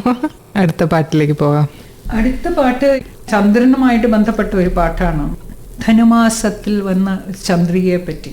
ഡിസംബർ പകുതിയാവുമ്പോൾ അതൊരു തണുപ്പുള്ള ആ സമയമുണ്ടല്ലോ, ധനുമാസം എന്ന് പറഞ്ഞാൽ അങ്ങനെയാണ്. അപ്പോൾ ആ സമയത്ത് ഇങ്ങനെ ചന്ദ്രൻ ഈർനായ മഞ്ഞിൽ ഇങ്ങനെ കുളിച്ച് ഒന്ന് മുങ്ങി പിന്നെ ഉടനെ തോർത്തി അങ്ങനെ വരുന്ന ഒരു ചന്ദ്രൻ. മഞ്ഞലയിൽ മുങ്ങി തോർത്തി ധനുമാസ ചന്ദ്രിക വന്നു, നിന്നെ മാത്രം കണ്ടില്ലല്ലോ, നീ മാത്രം വന്നില്ലല്ലോ, പ്രേമ ചകോരി ചകോരി ചകോരി. കളിത്തോഴൻ എന്നുള്ള സിനിമ G. ദേവരാജൻ സംഗീതം നിർവഹിച്ചു. ശ്രീ P. ഭാസ്കരൻ അദ്ദേഹം എഴുതിയ, പാടിയത് ശ്രീ ജയചന്ദ്രൻ. പാട്ടിന് ശേഷം നമുക്ക് തിരികെ വരാം. ഇപ്പൊ ഒരുപാട് ലാംഗ്വേജസ് അറിയാമല്ലോ, അപ്പൊ എങ്ങനെയാണ് ഭാഷാ പഠനത്തോടുള്ള ഈ താല്പര്യം വന്നത്? എനിക്ക് ഈ താല്പര്യമില്ലാത്ത ഒന്നുമില്ല എന്നുള്ളതാണ്, അങ്ങനെയാണ് ഞാൻ വിചാരിക്കുന്നത്. അത് ഒരു ദോഷവശം കൂടിയാണ്. കാരണം ഈ പല കുഴികൾ കുഴിക്കുമ്പോൾ ഒന്നിലും വെള്ളം കിട്ടില്ല എന്ന് പറയുന്ന പോലെ ഒരു സ്ഥലത്തും വെള്ളം കാണാതെ നിൽക്കുന്ന നിപ്പാണ് എൻ്റെ. പാട്ടിൽ താല്പര്യമുണ്ടോ എന്ന് ചോദിച്ചാൽ ഉണ്ട്, വീണയിലുണ്ടോ എന്ന് ചോദിച്ചാൽ ഉണ്ട്. എനിക്കില്ലാത്ത താല്പര്യങ്ങളില്ല. ലാംഗ്വേജസ് എന്തൊരു രസമാണ് അത് പഠിക്കാൻ. അപ്പോൾ ഞാൻ ഒരു കാര്യവും ഇല്ലാതെ റിട്ടയർ ചെയ്തതിന് ശേഷം എനിക്കിപ്പോൾ ചൈനീസ് ഭാഷ പഠിച്ചിട്ട് യാതൊരു പ്രയോജനവും ഇല്ല. ഞാൻ ചൈനയിൽ പോകാൻ പോകുന്നില്ല, അവിടെ താമസമാക്കാൻ പോകുന്നില്ല. അപ്പോൾ ഏറ്റവും ഡിഫിക്കൽട്ടായിട്ടുള്ള ഭാഷ അതായതുകൊണ്ട് അത് പഠിക്കാം എന്നുള്ള ചെറിയൊരു വാശിയും ഉണ്ട് എനിക്ക്. ഇങ്ങനെ ആരെങ്കിലും എന്തെങ്കിലും പറ്റില്ല എന്ന് പറഞ്ഞു കഴിഞ്ഞാൽ ആഹാ എന്നാൽ അങ്ങനെയാണോ എന്നുള്ള അങ്ങനെ തോന്നും. ഒരു ഇതുണ്ട് ഡ്യൂലിംഗോ എന്നൊക്കെ പറഞ്ഞിട്ട്, അത് കുട്ടികൾക്കുള്ള സംഗതി എന്താണോ ലാംഗ്വേജ് ആപ്പാണ്. അപ്പോൾ അതിലുള്ള ഗുണം എന്താണെന്ന് വെച്ച് കഴിഞ്ഞാൽ എന്തെങ്കിലുമൊക്കെ നിങ്ങൾ എക്സസൈസ് ചെയ്യുമല്ലോ, ആ എക്സസൈസ് ചെയ്ത് നിങ്ങൾ നല്ല മിടുക്കിയായിട്ടൊക്കെ ഇരിക്കുകയാണെങ്കിൽ ഇവർ അതിനകത്ത് ഇങ്ങനെ ഒരു കപ്പിൻ്റെ ഒരു ചിത്രം നിങ്ങൾക്കൊരു പിന്നെ എന്താണ് റിവാർഡ് പോലെ. അപ്പം എനിക്കിത് ഭയങ്കര സന്തോഷം. ഒരു കപ്പ് കിട്ടിയല്ലോ. അപ്പം ഞാൻ നോക്കുമ്പോൾ എപ്പോഴും ഇങ്ങനെ താഴെ കിടക്കുകയായിരിക്കും. അവസാനം ഞാൻ പണിത് പോയിന്റ്സ് ഒക്കെ കിട്ടി ആദ്യത്തെ 10 വരും. അപ്പോൾ 10 വരുമ്പോൾ ഒരു റഷ്യക്കാരിയാണെന്ന് തോന്നുന്നു, അവരൊരു കാര്യമില്ലാതെ രാത്രിയിൽ കയറിയിരുന്നിട്ട് ചൈനീസ് ഭാഷ പഠിച്ച് എല്ലാ ദിവസവും ഞാൻ രാവിലെ എണീക്കുമ്പോൾ ഇവരും 1ാം സ്ഥാനത്ത് നിൽക്കുന്നുണ്ട്. അപ്പം ഞാൻ ഈ എൻ്റെ ഒഴിവ് വേളയിലെല്ലാം ഞാൻ ഈ ചൈനീസ് ഭാഷ പിന്നെയും പഠിച്ച് ഇതിൽ അവർ 2ാം സ്ഥാനത്തേക്ക് ആക്കി ഞാൻ സമാധാനത്തിൽ കിടക്കും. അങ്ങനെ കുറച്ചു കാലം പോയി കഴിഞ്ഞപ്പോൾ ഉണ്ട് ഒരു ജാപ്പനീസ് ഒരാള് കയറി വരുന്നു. ആ ആള് പിന്നെ നമ്മുടെ പോയിന്റ്സിനേക്കാളൊക്കെ ലക്ഷക്കണക്കിന് പോയിന്റ് മുകളിൽ. അപ്പൊ ഞാൻ വെച്ച് ജാപ്പനീസുകാരോട് മത്സരം വേണ്ട. അങ്ങനെ പല ഭാഷകൾ. പിന്നെ ഈ പോഡ്കാസ്റ്റ്, അത് ഇപ്പോഴാണ് ഞാൻ മനസ്സിലാക്കി. ഇപ്പൊ ക്യാൻസറിന്റെ ട്രീറ്റ്മെന്റ് കഴിഞ്ഞ് കഴിഞ്ഞപ്പോൾ ചിലത് നമുക്ക് ചെയ്യാൻ പറ്റാണ്ടാവും കുറച്ചു കാലത്തേക്ക്. ഈ പോഡ്കാസ്റ്റില് ലാംഗ്വേജസ് പഠിപ്പിക്കുന്നുണ്ട്. എന്ത് രസമായിട്ടാണ്. തമിഴ് പഠിക്കാൻ പറ്റും. ഇപ്പോൾ ചെറുതായിട്ട് തമിഴ് തുടങ്ങിയിട്ടുണ്ട്. എനിക്ക് തമിഴ് ഭാഷയോട് തീർത്താൽ തീരാത്ത ബഹുമാനമാണ്, ഇഷ്ടമാണ്. അതിനൊരു താളമുണ്ടല്ലോ അവരുടെ വളരെ പൊയറ്റിക് ആയിട്ടുള്ള. അതുപോലെ മലയാളം എന്ന് പറഞ്ഞാൽ ഞാൻ അതിന് കടപ്പെട്ടിരിക്കുന്നത് എൻ്റെ അച്ഛനമ്മമാരോട്, പ്രത്യേകിച്ച് എൻ്റെ അമ്മയോട്. കാരണം ഞങ്ങളെ ഉറക്കിയിരുന്നത് കവിത ചൊല്ലിയിട്ടാണ്. അമ്മ നന്നായിട്ട് പാടുമായിരുന്നു. അമ്മ ഒരു ഓൾറൗണ്ടർ ഒരാളായിരുന്നു. ചങ്ങമ്പുഴയുടെയൊക്കെ കവിത 6-ാമത്തെ വയസ്സിൽ നമ്മൾ ഉറങ്ങാൻ കിടക്കുമ്പോൾ മലയപ്പുലേന മാടത്തിൻ മുറ്റത്ത് മഴ വന്ന് നാളൊരു വാഴ നട്ടു. ആ വാഴ ഇങ്ങനെ വെട്ടിക്കൊണ്ടു പോകുമ്പോഴുള്ള ആ പുലയക്കിടാങ്ങളുടെ ആ ദുഃഖം, അപ്പം അത് നമ്മുടെ മനസ്സിൽ രേഖപ്പെടുത്തി വെക്കുക. ഭാവിയിൽ അത് തീർച്ചയായിട്ടും വേറൊരാളുടെ വേദന കാണാൻ നമ്മളെ ആ ഒരു ഓറിയന്റേഷൻ ഉണ്ടാക്കി വിടുക തീർച്ചയായിട്ടും. അപ്പൊ അവശന്മാരാർത്തന്മാർ ആലംബഹീനന്മാർ അവരുടെ സങ്കടം ആരറിവാൻ, അതിപ്പോഴും എൻ്റെ മനസ്സിലിങ്ങനെ ഹൃദയസ്ഥമാക്കാൻ ശ്രമിച്ചില്ലെങ്കിലും ആ വാക്ക് അങ്ങനെ കിടക്കുക. പിന്നെ Malayalam teachers, Edappazhanji Shanthakumari teacher, Sreedevi teacher, ഇവരൊക്കെ കോട്ടൺ സ്കൂളിൽ പഠിപ്പിച്ചിരുന്ന ആ കാലം എന്ന് പറഞ്ഞാൽ അവരോടൊക്കെ തീരാത്ത നന്ദിയാണ്. എനിക്ക് മലയാളത്തിന് എപ്പോഴും ഒന്നാം സ്ഥാനമാണ്. ആ ഭാഷയോട് തീരാത്ത സ്നേഹമാണ്. പിന്നെ എൻ്റെ അച്ഛനും അമ്മയും വാസ്തവത്തിൽ ഞങ്ങളെ സർക്കാർ സ്കൂളിൽ മലയാളം മീഡിയത്തിൽ തന്നെയാണ് പഠിപ്പിച്ചത്. മലയാളം ഒരു ശ്രേഷ്ഠ ഭാഷയാണെന്നൊക്കെ പറയുന്ന പല ആളുകളുടെയും മക്കൾ ഇംഗ്ലീഷ് മീഡിയത്തിൽ പഠിച്ചിരുന്ന കാലത്ത് ഞങ്ങളെ നിർബന്ധപൂർവം, എന്നെയും എൻ്റെ സഹോദരനെയും അവിടെ ചേർക്കാൻ അവർ കാണിച്ച ആർജവമുണ്ടല്ലോ, സത്യസന്ധത, അത് ഞങ്ങളിലേക്കും പകർന്നു കിട്ടിയിട്ടുണ്ട്. അപ്പോൾ നന്ദിയോടുകൂടി എല്ലാവരെയും ഓർമ്മിക്കുന്നു ഞാൻ. അടുത്ത പാട്ടിലേക്ക് പോയാലോ? ഒരു പാട്ടുണ്ട്, ഈ പൂർണേന്ദു മുഖിയോട് അമ്പലത്തിൽ വെച്ച് പൂജിച്ച ചന്ദനം ഞാൻ ചോദിച്ചു. അത് പൂർണേന്ദു മുഖിയോടമ്പലത്തിൽ വച്ച് പൂജിച്ച ചന്ദനം ഞാൻ ചോദിച്ചു. കൺമണി അതു കേട്ടു നാണിച്ചു കാൽനഖം കൊണ്ടൊരു വരച്ചു. ഇതിൽ ഞാൻ എടുത്തു പറയാൻ കാര്യം എന്ന് വെച്ചാൽ ഓരോ പ്രദേശത്തിനും പ്രാദേശികമായിട്ടുള്ള ഭാഷയുണ്ടല്ലോ, തനതായ സംസ്കാരം. ഇപ്പം ഈ പാട്ട് നമ്മൾ ഇംഗ്ലീഷിലേക്ക് ട്രാൻസ്ലേറ്റ് ചെയ്തു എന്ന് വിചാരിക്കും. ഈ പൂർണേന്ദു മുഖിയോട് അമ്പലത്തിൽ വെച്ച് പൂജിച്ച് ചന്ദനം ഞാൻ ചോദിച്ചു, അത് വേണമെങ്കിൽ ട്രാൻസ്ലേറ്റ് ചെയ്യാം. പക്ഷെ ഈ കൺമണിയെ അത് കേട്ട് നാണിച്ചു അതും വേണമെങ്കിൽ ട്രാൻസ്ലേറ്റ് ചെയ്യാം. കാൽനഖം കൊണ്ടൊരു വരച്ചു. അപ്പോൾ she drew a line with her toe nail എന്ന് പറഞ്ഞാൽ എന്തൊരു ദുരന്തമായിരിക്കും, അത് ആഘാതമായിരിക്കും. അപ്പോൾ ഇത് വാസ്തവത്തിൽ അതിൻ്റെ ഒരു മാധുര്യം എന്ന് പറയുന്നത്, അത് കുരുക്ഷേത്രം എന്നുള്ള സിനിമ ശ്രീ പി ജയചന്ദ്രൻ പാടിയിരുന്നു, പി ഭാസ്കരൻ മാഷ് എഴുതി, ശ്രീ കെ രാഘവൻ അദ്ദേഹം സംഗീതം നിർവഹിച്ച്.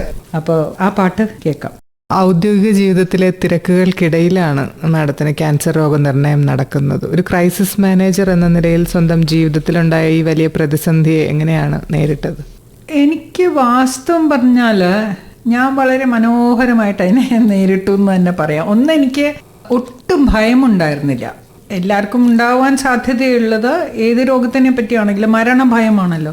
എന്നെ സംബന്ധിച്ചിടത്തോളം എന്തായാലും ഒരു ദിവസം മരിക്കണം. അത് ഇന്നാണെങ്കിലും നാളെ ആണെങ്കിലും മറ്റന്നാളാണെങ്കിലും എനിക്ക് പ്രയാസമൊന്നുമില്ല എന്നുള്ളൊരു ഇത് വന്നു. ഇതിനെ ഞാൻ ധൈര്യപൂർവ്വം തന്നെ നേരിട്ടു എന്നുള്ളതാണ്. അപ്പോൾ ഞാനിപ്പോഴും ആലോചിക്കുന്ന, ഈ RCCയിലായിരുന്നു എൻ്റെ ട്രീറ്റ്മെൻറ്റ്, സർക്കാർ ആശുപത്രിയാണ്. അപ്പോൾ അവിടെ ഈ ട്രീറ്റ്മെൻറ്റിന് ഞാൻ പോകുമ്പോൾ ഒരു വലിയ പുരുഷാരം, ഈ തൃശ്ശൂർ പൂരത്തിനുള്ള ആളുകൾ അവിടെ ഉണ്ട്, കാത്ത് ഇങ്ങനെ ഇരിക്കുന്നു. അപ്പോൾ ഞാനും ആ ക്യൂവിൽ നിൽക്കുകയാണ്. അവിടെ ഓരോന്നിനും ഓരോ സ്പെഷ്യലൈസേഷൻ ഉണ്ട് കേട്ടോ. കിഡ്നിക്ക് പ്രത്യേകം ആള്, ലിവറിന് പ്രത്യേകം ആള്. മുറിക്ക് മുമ്പിൽ ഞാൻ കാത്തിരിക്കുമ്പോൾ ആരോ പറഞ്ഞു, ഇദ്ദേഹം വലിയ കഥകളി ആർട്ടിസ്റ്റും കൂടിയാണ്. അപ്പം എനിക്ക് വളരെ സന്തോഷമായി. കാരണം എൻ്റെ അമ്മൂമ്മയുടെ അമ്മൂമ്മ എന്ന് പറയുന്ന അവർ ട്രാവൻകൂറിൽ ആദ്യത്തെ സ്ത്രീ കഥകളി പെർഫോമറാണ്. അപ്പോൾ ഈ എൻസൈക്ലോപീഡിയയിലെ സർവ്വവിജ്ഞാന കോശത്തിൽ വൈരയിൽ മീനാക്ഷി അമ്മ എന്നുള്ള പേര് കൊടുത്തിട്ടുണ്ട്. തൃശ്ശൂർ ഈ ആർട്ട് മ്യൂസിയത്തിൽ ഈ പേരും ഈ പടവും ഒക്കെ വെച്ചിട്ടുണ്ട്. അന്ന് സ്ത്രീകൾ ഇങ്ങനെ പുറത്ത് ഇതിന് പോവില്ലല്ലോ. അങ്ങനെ ഒരു പാരമ്പര്യം എനിക്കുണ്ടല്ലോ. അപ്പം എൻ്റെ ഇങ്ങനെ പരിശോധനയൊക്കെ കഴിഞ്ഞ് കഴിഞ്ഞപ്പോൾ ഇത് പറഞ്ഞു ഇത് ഒരു 60-70% ക്യാൻസർ തന്നെയാണ്. അപ്പോൾ എവിടെ ചികിത്സിക്കുന്നു? ഞാൻ ഇവിടെ ചികിത്സിക്കാനുള്ള, എനിക്ക് പ്രൈവറ്റ് ആശുപത്രികളിൽ പോകാനുള്ള പൈസ തീർച്ചയായിട്ടും ഇല്ല. പിന്നെ ഏറ്റവും കൂടുതൽ പ്രാഗൽഭ്യമുള്ള ആളുകൾ ഇവിടെ തന്നെയാണ്. അപ്പോൾ ഞാൻ ഇവിടെ തന്നെയാണ് ചികിത്സ. അതങ്ങനെ കഴിഞ്ഞു. അത് ഞാൻ നോൺ ക്ലിനിക്കലായിട്ടുള്ള ഒരു കാര്യം പറഞ്ഞോട്ടെ എന്ന് ചോദിച്ചു. അപ്പോൾ ആ ഡോക്ടർ പറഞ്ഞോളൂ. ഞാൻ പുറത്തിരിക്കുമ്പോൾ ഡോക്ടർ കഥകളി പെർഫോമൻസ് ഉണ്ടെന്ന് കേട്ടു. അപ്പോൾ ആ ഡോക്ടർ പറഞ്ഞു വലിയ സന്തോഷമായി അദ്ദേഹത്തിന്. അപ്പോൾ ചെയ്യാറുണ്ടെന്ന് പറഞ്ഞു. അപ്പോൾ ഞാൻ പറഞ്ഞു ഞാൻ ഇത് കടന്നു വരികയാണെങ്കിൽ അടുത്ത ഒരു 5 കൊല്ലത്തിനുള്ളിൽ ഡോക്ടർക്ക് എൻ്റെ വക ഒരു കഥകളി പ്രതീക്ഷിക്കാം. എനിക്ക് വളരെ താല്പര്യമുള്ളൊരു മേഖലയാണ് അത്. കഥകളി എനിക്ക് വാസ്തവം പറഞ്ഞാൽ കണ്ട് ആസ്വദിക്കാനുള്ള വിജ്ഞാനം എനിക്കില്ല. അത്രയും ധാരണകളില്ല എനിക്ക്. സാധാരണ എല്ലാവരും ഇവിടെ വന്നു കഴിഞ്ഞാൽ ചോദിക്കുന്നത് എത്ര കാലം ഞങ്ങൾ ജീവിക്കുമോ, എത്ര സമയമുണ്ടെന്നൊക്കെയാണ്. ഈ ഒരു കഥകളി പെർഫോമൻസ് ഉണ്ടാവും എന്ന് പറഞ്ഞ ഒരാൾ നിങ്ങളാണ്. അതെന്തായാലും കാണാൻ ഞാൻ വരും എന്ന് പറഞ്ഞു. അപ്പം അതങ്ങനെ ഇനിയിപ്പോൾ കഥകളി പഠിക്കണം എന്നുള്ളൊരു ജോലിയുണ്ട്. പിന്നെ ഈ രോഗത്തിനെ സംബന്ധിച്ചിടത്തോളം എനിക്ക് തോന്നിയിട്ടുള്ള വലിയ കാര്യം എന്താണെന്ന് വെച്ച് കഴിഞ്ഞാൽ ഒരു ബോധ്യം. നമ്മൾ കൂടെ ഉണ്ടാകുമെന്ന് വിചാരിക്കുന്ന ആളുകൾ ആരും നമ്മുടെ കൂടെ ഉണ്ടാവില്ല. പക്ഷെ കൂടെ ഉണ്ടാവില്ല എന്ന് വിചാരിച്ചിരുന്ന പല ആളുകളും നമ്മുടെ കൂടെ ഉണ്ടാകും. പ്രത്യേകിച്ച് എൻ്റെ ജീവിത പങ്കാളി ഒരുപാട് സംസ്ഥാനങ്ങളിൽ ട്രാൻസ്ഫറായി പൊയ്ക്കൊണ്ടിരുന്ന ഒരാളാണ്. അപ്പോൾ ഈ വിവാഹ ജീവിതം കഴിഞ്ഞിട്ട് ഒരുപാട് നാളുകളൊന്നും കൂടെ താമസിക്കാൻ പറ്റിയിട്ടുണ്ടായിരുന്നില്ല. അപ്പോൾ ഏറെക്കുറെ ഒറ്റയ്ക്ക് തന്നെയായിരുന്നു ഗാർഹികമായിട്ടുള്ള എല്ലാ കാര്യങ്ങളും ചെയ്തുകൊണ്ടിരുന്നത്. അപ്പോൾ ഇത് കഴിഞ്ഞിട്ട് ഈ അസുഖത്തിൻ്റെ സമയത്ത് സമ്പൂർണമായിട്ടും ഇദ്ദേഹം കൂടെ ഉണ്ടായിരുന്നു. അത് എന്നെ സംബന്ധിച്ചിടത്തോളം ജീവിതത്തിൻ്റെ ഒരു നാണയത്തിൻ്റെ മറുപുറം നമ്മൾ കാണാനിടയായി എന്ന് പറയുന്നത് പോലെ ഈ വിവാഹ ജീവിതത്തിൻ്റെ ഒരു പുറം മാത്രമേ, ഒരു വശം മാത്രമേ ഞാൻ കണ്ടിട്ടുണ്ടായിരുന്നുള്ളൂ. മറുവശവും കൂടി കാണിച്ചു തരുവാൻ ഈ അസുഖം കാരണമായി എന്നുള്ളത്. പിന്നെ എൻ്റെ മകൾ ഇപ്പോൾ ഗോവയിലാണ്. അവള് ഫ്രീലാൻസിങ് ജേർണലിസ്റ്റാണ്, സ്വതന്ത്ര പത്രപ്രവർത്തനം. അപ്പോൾ അവളെ ഇപ്പോൾ ഈ ഓണത്തിന് വിളിച്ചാൽ അടുത്ത ഓണത്തിനാണ് അവള് ഫോൺ എടുക്കുന്നത്. ഇതിൻ്റെ ചികിത്സയുടെ സമയത്ത് നമ്മൾ വിളിച്ചാൽ അവൾ ആ വിളിപ്പുറത്തുണ്ട്. തീർച്ചയായിട്ടും ബുദ്ധിമുട്ടുകളുണ്ട്, ഇല്ല എന്നൊന്നും പറയുന്നില്ല. ഈ കീമോതെറാപ്പി അതൊക്കെ വളരെ കഠിനമായ ഒരു ചികിത്സാ രീതികളാണ്. അതിൽ കൂടെ കടന്നു പോവുക ദുഷ്കരം തന്നെയാണ്. പെയിൻ കില്ലറും ഒക്കെ തരും അവർ ഈ വേദനകൾ കുറയ്ക്കാൻ. ഞാൻ പക്ഷെ പെയിൻ കില്ലർ ഒന്നും എടുത്തില്ല. അതൊരു മഹത്തായ കാര്യമായിട്ട് പറയുകയല്ല. പക്ഷെ വേദനയിൽ കൂടി കടന്നു പോകാൻ എൻ്റെ മനസ്സ് തയ്യാറായിരുന്നു. കടന്നു പോവുക തന്നെ വേണമെന്ന് ഞാനൊരു തീരുമാനം കൊണ്ട് എടുത്തു. അപ്പോൾ അതങ്ങനെ കടന്നുപോയി. സ്ലീപ്പിംഗ് പിൽസ് തരും അവർ ഉറങ്ങാൻ വേണ്ടി, അല്ലെങ്കിൽ ഉറങ്ങാൻ സാധിക്കില്ല. അപ്പോൾ അതും എടുത്തില്ല. ഞാൻ അതല്ലാതെ തന്നെ ഉറങ്ങിയാൽ മതി എന്നൊരു തീരുമാനം. അപ്പം അതൊക്കെ എന്നെ ഈ തിരിച്ച് ജീവിതത്തിലേക്ക് വരാൻ കുറേയേറെ സഹായിച്ചിട്ടുണ്ട്. ഈ ഭ്രമയുഗം എന്ന് പറഞ്ഞ ഒരു സിനിമ, അതിനകത്ത് ഒരു കുട്ടിച്ചാത്തൻ ഉണ്ടല്ലോ, ഇങ്ങനെ മെഴുമെഴാന്നിരിക്കുന്ന ഒരു രൂപം. ഞാൻ ആദ്യമായിട്ടാണ് ഇങ്ങനെ കുട്ടിച്ചാത്തൻ ഇങ്ങനത്തെ ഒരു രൂപത്തിൽ കാണുന്നത്. കൺപീലിയില്ല, ഈ പുരുകമില്ല, എല്ലാം കൂടി ഇങ്ങനെ ഒരു വഴുവഴുപ്പുള്ളൊരു രൂപം, വലിയ 2 ചെവിയും കൂടി. അപ്പം ഞാൻ നോക്കുമ്പോൾ ശരിക്കും നമ്മൾ ഈ ഒരു രൂപത്തിന് ഒരു സാദൃശ്യം അങ്ങനെ വരും. നമ്മളൊരു മനുഷ്യ രൂപമാണോ എന്ന് തന്നെ സംശയം തോന്നുന്ന രീതിയിൽ നമ്മൾ ആകെ മാറിപ്പോവും. ആ സമയത്ത് നമ്മളെ കരുതലോടെ നോക്കാൻ ഒരാളുണ്ടാവുക എന്ന് പറയുന്നത് വലിയൊരു, അത് തീർച്ചയായിട്ടും എൻ്റെ ജീവിത പങ്കാളി അതിന് കൂടെ ഉണ്ടായിരുന്നു. പിന്നെ 10ാം ക്ലാസ്സിൽ എൻ്റെ കൂടെ പഠിച്ച ഒരുപാട് സുഹൃത്തുക്കൾ, ഞാൻ കണ്ടു മാത്രം പോയ അല്ലെങ്കിൽ അധികം അങ്ങനെ സമ്പർക്കമില്ലാതിരുന്ന ഒരുപാട് പേര് അവരിങ്ങനെ സ്നേഹത്താൽ എന്നെ പൊതിഞ്ഞു.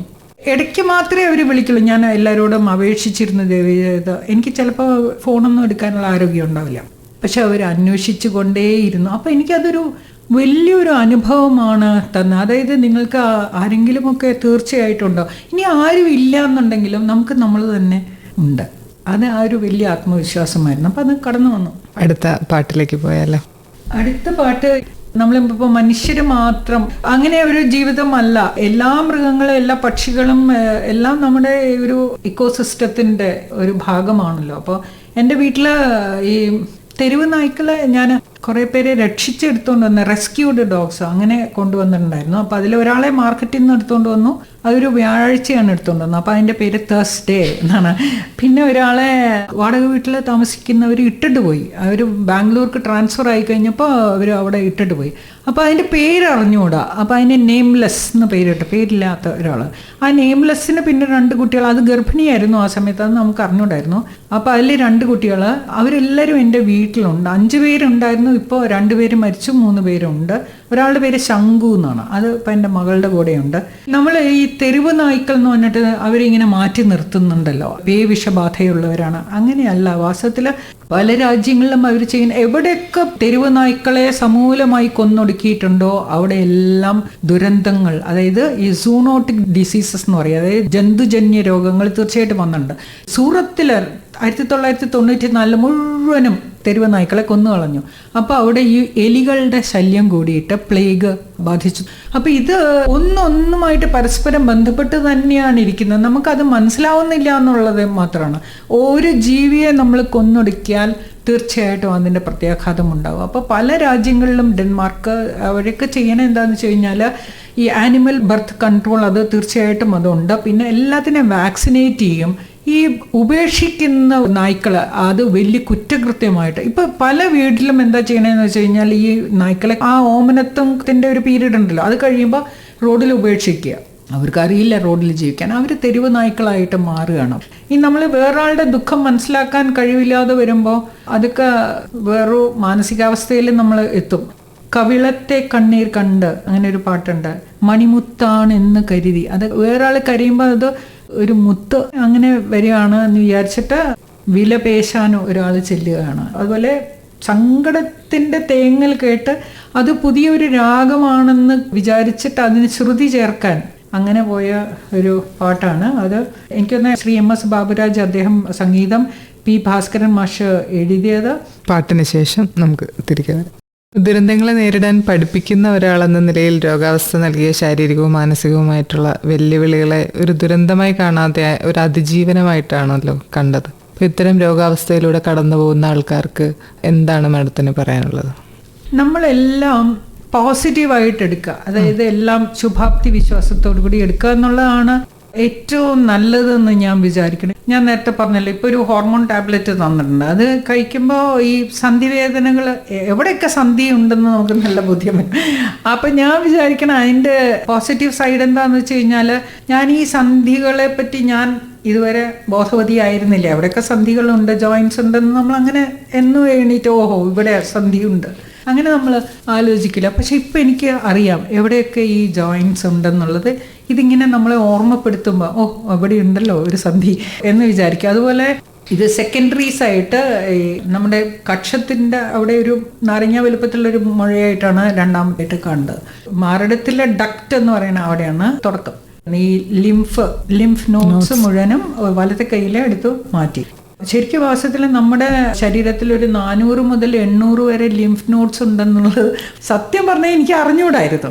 അപ്പോൾ ഇതെന്താ ചെയ്യണതെന്ന് വെച്ച് കഴിഞ്ഞാൽ, ഇത് പയറിൻ്റെ ഒരു ഷേപ്പിലിരിക്കുന്ന ചെറിയൊരു സാധനം, 2 മില്ലിമീറ്റർ മുതൽ 25 മില്ലിമീറ്റർ വരെ വലിപ്പമുള്ളൊരു സാധനം. ഈ ക്യാൻസർ വരുമ്പോൾ ഇത് പ്രവർത്തിക്കുന്നതിൻ്റെ ഒരു ലക്ഷണമാണ് ഈ മുഴയായിട്ട് അത് വരുന്നത്. അതായത് അവരിതിനെ പ്രതിരോധിക്കാൻ ശ്രമിച്ചുകൊണ്ടിരിക്കുക. പാവങ്ങളും നമ്മൾ അറിയാതെ എന്തെല്ലാം ജോലി ചെയ്യുന്നു. അപ്പോൾ ഈ ലിംഫ് നോഡ് എടുത്ത് മാറ്റി കഴിഞ്ഞ് കഴിഞ്ഞപ്പോൾ ഈ സ്രവങ്ങൾ അവിടെ കൈകാര്യം ചെയ്യാൻ പറ്റാതെ വരുന്നു. അപ്പോൾ നമ്മൾ എല്ലാ ദിവസവും എക്സസൈസ് ചെയ്യണം. പ്രത്യേക എക്സസൈസ് ഉണ്ട്. ഒരു പാത്രമൊക്കെ വെച്ച് തരും ആദ്യം സർജറി ചെയ്ത് കഴിഞ്ഞിട്ട്. അതിലിങ്ങനെ കളക്ട് ചെയ്യുമ്പോഴാണ് ഈ ജോലിയൊക്കെ ഈ ലിംഫ് നോഡ്സ് നമ്മൾ അറിയാതെ ചെയ്തുകൊണ്ടിരുന്നല്ലോ. അപ്പോൾ അങ്ങനെ നമ്മുടെ ശരീരം വാസ്തവത്തിൽ നമ്മൾ അറിയാതെ ഒരുപാട് കാര്യങ്ങൾ നമുക്ക് ചെയ്തുകൊണ്ടിരിക്കുന്നു. നമ്മൾ ഏത് രോഗാവസ്ഥയിലും നമ്മൾ സമാധാനിക്കേണ്ടത്, നമ്മളെക്കാളും കഷ്ടപ്പെടുന്ന ഒരുപാട് പേര് തീർച്ചയായിട്ടും ഉണ്ട്. ഇപ്പോൾ ഇന്ത്യയെ സംബന്ധിച്ചിടത്തോളം ആണെങ്കിൽ 1 കോടിയോളം ആളുകൾ കാഴ്ചശക്തി ഇല്ലാത്തവർ ഉണ്ട്. കേൾവി കുറവുള്ള ആളുകൾ 1000 കുട്ടികൾ ജനിച്ചാൽ അതിൽ 4 പേർക്ക് കേൾവിയില്ല. അപ്പോൾ നമുക്ക് കാണാൻ കഴിയുന്നുണ്ടെങ്കിൽ, കേൾക്കാൻ കഴിയുന്നുണ്ടെങ്കിൽ, സംസാരിക്കാൻ കഴിവുണ്ടെങ്കിൽ, ബുദ്ധി നേരെയാണെങ്കിൽ, ഇപ്പം ബുദ്ധിമാന്യമുള്ള എത്രയോ പേര് അങ്ങനെ ജനിക്കുന്നു. അപ്പോൾ ഇത് ഉണ്ടെങ്കിൽ തന്നെ നിങ്ങൾ ഏറ്റവും വലിയ ഭാഗ്യവാനോ ഭാഗ്യവതിയോ ആണ്. അപ്പോൾ ഈ രോഗങ്ങളെ ഒന്നും നമ്മൾ അങ്ങനെ ഒരു നിരാശ ആയിട്ട് കാണേണ്ടതില്ല. ഏതിനെയും തരണം ചെയ്യാൻ നമുക്ക് സാധിക്കും. ഇനി ആരും കൂടെ ഇല്ല എന്നുണ്ടെങ്കിൽ നമ്മൾ വന്നത് ഒറ്റയ്ക്കല്ലേ, നമ്മളിങ്ങനെ ഒരു കൂട്ടമായിട്ട് എല്ലാവരും കൂടെ ഒരുമിച്ച് ജനിച്ചങ്ങനെയല്ലല്ലോ, പോകുന്നതും ഒറ്റയ്ക്കല്ലേ. ഇടയ്ക്ക് ഇങ്ങനെ കുറച്ച് പേര് നമ്മുടെ കൂടെ കാണും, അവരും ഓരോരുത്തരായിട്ട് അവരും കൊഴിഞ്ഞു പോകും. അപ്പോൾ നമ്മൾ ഒറ്റയ്ക്ക് വന്നോ ഒറ്റയ്ക്ക് പോകണം. അപ്പോൾ ആ ബോധ്യം മനസ്സിൽ വയ്ക്കുക. ഇങ്ങനെ നമ്മൾ കൂടുതൽ പ്രതീക്ഷിക്കാൻ പോകരുതെന്നുള്ളതാണ് എനിക്ക് പറയാനുള്ള. അതേ ഉള്ളൂ, എപ്പോഴും എല്ലാത്തിൻ്റെയും നല്ല വശം കാണാനായിട്ട്. ഒരു ദുരനുഭവം ആയിട്ട് ഒന്നിനെയും എടുക്കേണ്ടതല്ല, അത് പാഠമായിട്ട് എടുത്താൽ മതി. അതായത് നമ്മളെ തിരുത്താൻ ഉള്ള ഒരു പാഠമായിട്ട് എടുത്താൽ മതി. ഇപ്പോൾ ഈ ഡോക്ടർ തന്നെ എൻ്റെ അടുത്ത് പറഞ്ഞു, ഈ കീമോതെറാപ്പി കഴിയുമ്പോൾ പൊതുവേ ഉള്ള ഒരു അനുഭവം ആളുകൾക്ക് സ്വഭാവം കുറച്ചൊന്നും നന്നാവുമെന്ന് പറഞ്ഞു. അപ്പം ഞാൻ പറഞ്ഞു, ഞാൻ കുറച്ചൊക്കെ നല്ല സ്വഭാവം എനിക്ക് ഇപ്പം തന്നെ ഉണ്ട് ഡോക്ടർ പറഞ്ഞു. പിന്നെ എന്നാൽ അത് പോകാതിരിക്കാൻ ഞാൻ പ്രാർത്ഥിക്കാമെന്ന് പറഞ്ഞു. അങ്ങനെയാണ് ഞങ്ങൾ സംഭാഷണം അവസാനിപ്പിക്കുന്നത്. സന്തോഷമായിട്ടിരിക്കുക, സമാധാനമായിട്ടിരിക്കുക. ഏത് പ്രതിസന്ധി ഘട്ടത്തിലും ഒരു സാധ്യത, ഒരു വാതിൽ എപ്പോഴും തുറന്നിരിക്കും. ഈ സൂര്യൻ അസ്തമിച്ചു കഴിഞ്ഞാൽ പിറ്റേ ദിവസം ഉദിക്കുന്നുണ്ടല്ലോ, അത് സൂര്യൻ്റെ ജോലി ചെയ്തുകൊണ്ടിരിക്കുന്നു. അതുപോലെ നമ്മൾ അങ്ങനെ കരുതിയാൽ മതി. അടുത്ത പാട്ടിലേക്ക് പോയാലോ?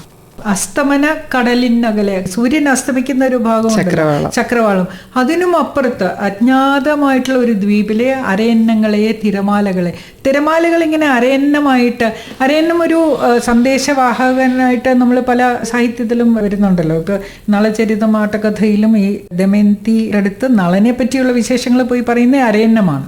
അതൊരു വിശുദ്ധിയുടെ പ്രതീകം. അതുപോലെ ഈ തിരമാല ഇങ്ങനെ ആരുടെയോ സന്ദേശം കൊണ്ട് ഇങ്ങനെ വരികയാണ് കരയിലേക്ക് എന്നുള്ള ഒരു ഇത്. സന്ധ്യ എന്നുള്ള സിനിമയിൽ ശ്രീ MS ബാബുരാജ് സംഗീതം നിർവഹിച്ചിരിക്കുന്നു. അസ്തമന കടലിനകലെ അകലെ അകലെ അജ്ഞാത ദ്വീപിലെ അരയന്നങ്ങളെ, തിരമാലകളെ, ആരുദൂതിനയച്ചു നിങ്ങളെ, ആരുദൂതിനയച്ചു. വളരെ മനോഹരമായിട്ടുള്ള പാട്ട്. ശ്രീ യേശുദാസ്, ജാനകി അമ്മയും ആണ് പാടിയിരിക്കുന്നത്. ജീവിതം നേരിടുന്ന അപ്രതീക്ഷിത ദുരന്തങ്ങളെ ശാസ്ത്രീയമായ അറിവുകൊണ്ടും വ്യക്തിപരമായ പ്രതിസന്ധികളെ തളരാത്ത മനക്കരുത്തുകൊണ്ടും എങ്ങനെ നേരിടാമെന്നതിൻ്റെ ജീവിക്കുന്ന മാതൃകയാണ് ഡോക്ടർ KG താര. പ്രകൃതിയുടെ മാറ്റങ്ങളെ തിരിച്ചറിയാനും അതിനൊപ്പം കരുതലോടെ ജീവിക്കാനും മാഡം നൽകിയ ഓരോ നിർദ്ദേശവും നമ്മുടെ ശ്രോതാക്കൾക്ക് വലിയൊരു മുതൽക്കൂട്ടാണ്. ഔദ്യോഗിക തിരക്കുകൾക്കിടയിലും കലയെയും തത്വശാസ്ത്രത്തെയും നെഞ്ചോട് ചേർക്കുന്ന താങ്കളുടെ ഈ സക്രിയമായ ജീവിതം ഏവർക്കും പ്രചോദനമാകട്ടെ. വിശേഷങ്ങളും ഇഷ്ടഗാനങ്ങളും പങ്കുവയ്ക്കാൻ ഞങ്ങളോടൊപ്പം ചേർന്നതിന് ഡോക്ടർ താരയ്ക്ക് ഹൃദയം നിറഞ്ഞ നന്ദി ആകാശവാണിയുടെ പേരിൽ അറിയിക്കുകയാണ്. നന്ദി, നമസ്കാരം. എനിക്കും അങ്ങോട്ട് ഒരുപാട് നന്ദി കേട്ടോ. ശരിക്കും ശ്രീമതി ആശ, ഇവിടുത്തെ ജീവനക്കാർ, കേട്ടുകൊണ്ടിരിക്കുന്ന ശ്രോതാക്കൾ എല്ലാവർക്കും നിങ്ങൾ എനിക്ക് ഈ അവസരം തന്നതിനും ഞാൻ ഒരുപാട് നന്ദി പറയുന്നു. Thank you. സംസ്ഥാന ദുരന്ത നിവാരണ സെന്ററിന്റെ മുൻ മേധാവി ഡോക്ടർ KG താര അതിഥിയായി പങ്കെടുത്ത ഞാൻ എൻ്റെ പ്രിയഗാനങ്ങളുടെ അവസാന ഭാഗമാണ് ഇതുവരെ കേട്ടത്. ഞാൻ എൻ്റെ പ്രിയഗാനങ്ങൾ. നിർവഹണം MS ആശ. നിർവഹണ സഹായം വിഷ്ണുമോഹൻ വെള്ളനാട്.